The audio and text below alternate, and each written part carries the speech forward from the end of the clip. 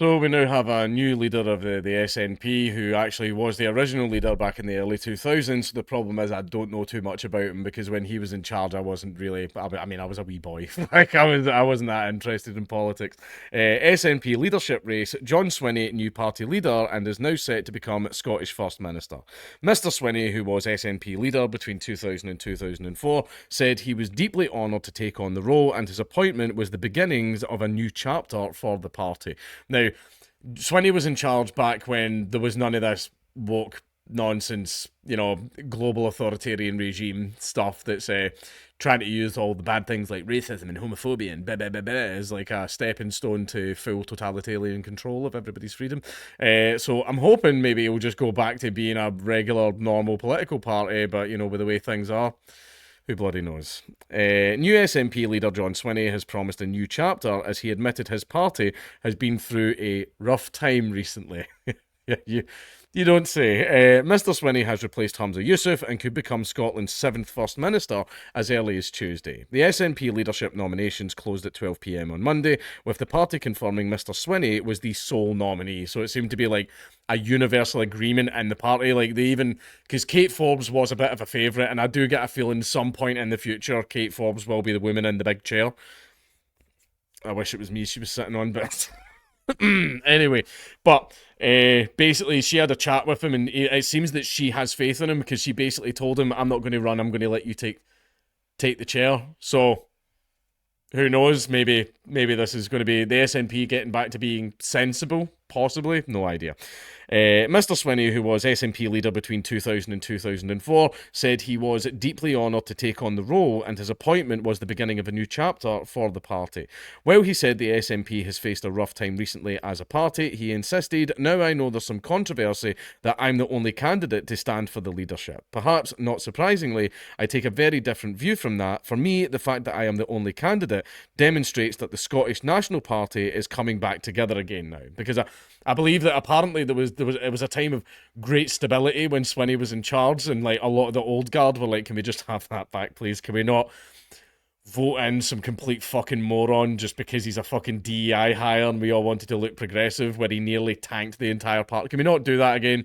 Because the point of being a political party is to win votes. You win votes by fixing problems for people. I mean, even though you caused most of the problems anyway. But yeah, that's what you're supposed to do. Not go, "Everybody look at the brown man. Look, it's the brown man. He took a bunch of your rights away. But don't focus on that. He's brown. Look how cool and progressive we are. We're so nice. Look how anti-racist we are, because the way we look to you matters so much more than the future of this country. Yeah, my ego. Fuck your future. My ego is what matters." But yeah, pain in the arse.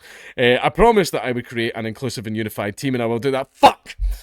Fucking done it. You couldn't last 2 fucking seconds. Jesus. Never mind. I promised that I would enable open and respectful dialogue in the SNP, and I will do that. Tell that to Joanna Cherry. But anyway, I promise to make sure that the SNP looks outward to the people of our country and not inward among ourselves, and I will do that. Outward to the people of our country. Interesting. Do you mean you're actually going to listen to the concerns of the average Scottish man? That's filthy populism, Swinney. That's disgusting.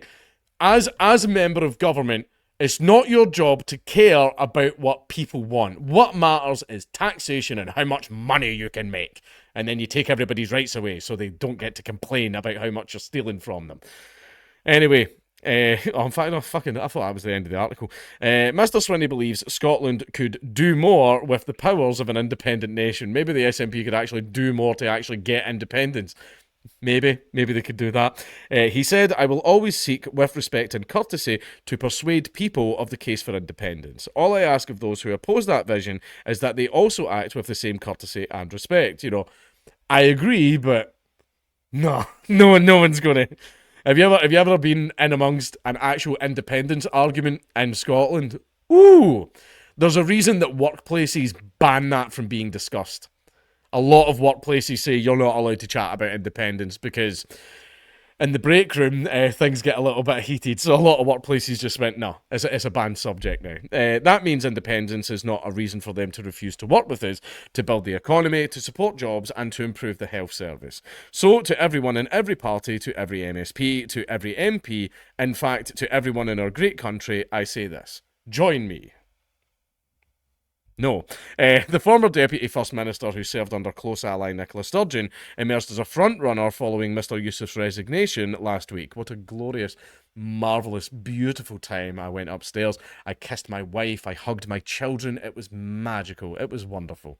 Oh, what a good and glorious day. But anyway, Mr Yusuf had been forced to step down in the face of 2 votes of no confidence after terminating the Butte House agreement with the Scottish Greens. Former Finance Secretary Kate Forbes had been tipped to join Mr Swinney, but later announced she would not stand and instead threw her support behind him. Mr Swinney has said that he would want Miss Forbes to play a significant part in his government if elected as First Minister. Potential challenger Graham McCormick also withdrew his bid at the 11th hour. The veteran SNP activist claimed he had secured the 100 nominations from 20 branches needed to enter the contest, but backed out of the campaign on Sunday evening after a lengthy and fruitful conversation with Mr Swinney.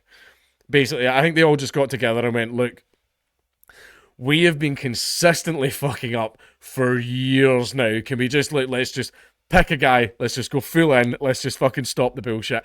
Maybe that's what happened. Maybe. I don't know. Mr Yusuf has since congratulated Mr Swinney on his win and thanked all those who have shown him support over the last year. Who cares? Go out the door. The outgoing First Minister said, it's now time for every single SNP member to get behind John Swinney, get behind his message to be united for independence. And be in no doubt, although I'm no longer party leader, I'll certainly be alongside you every step of the way on our journey towards independence. No, we're good. It's fine, Hamza, it's fine. Just you go and, I don't know, go scream about white people on the BBC or something. Just do whatever it is you do, right? Just, we're good. Don't worry about it. John, you've been a fantastic friend over the years. You can continue to count, of course, on my friendship and my full support, be it from the backbenches. Scottish Tory leader Douglas Ross congratulated Mr Swinney on becoming SNP leader for a second time, but urged him to abandon his relentless push for independence. Mr Ross added, it's difficult to see how he can be the fresh start Scotland needs when he's the ultimate continuity candidate. Scottish Labour leader Anna Sarwar branded Mr Swinney's win as a stitch-up by a chaotic and dysfunctional party that is more interested in protecting its own interests than serving the interests of the people of Scotland. Patrick Harvey, Scottish Greens co-leader, said Scotland needs a period of stable government. No, we don't. I love it when the government is in absolute chaos. I fucking love it. I think it's brilliant because then everybody starts to see it for what it actually is. I love it when the government... yeah, but that'll cause... Yeah, I know. But... can't make an omelette and all that. He added, Mr Swinney knows that if he is to have our support, then it must be on the basis of progressive policies. Shove up your arse. Stick it right up your arse. Progressive policies, stick up your arse. That help us to tackle the climate crisis and build a fairer and more equal future. Shut up. Just shut up. Mr Harvey said his party remains utterly committed to the policies delivered as a result of the Butte House Agreement and will oppose any move away from them or steps to dilute them. What happens next? Mr Swinney is now clear to take over as SNP leader, but will need to seek parliamentary approval to succeed Mr Yusuf as First Minister.